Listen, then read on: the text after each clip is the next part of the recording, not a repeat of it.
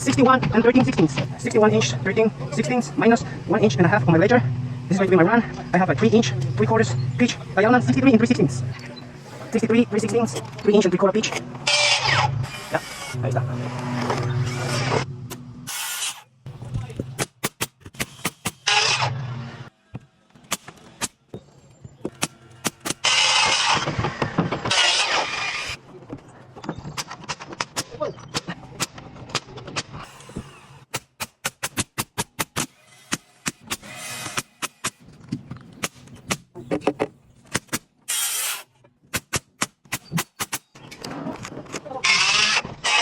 That's all.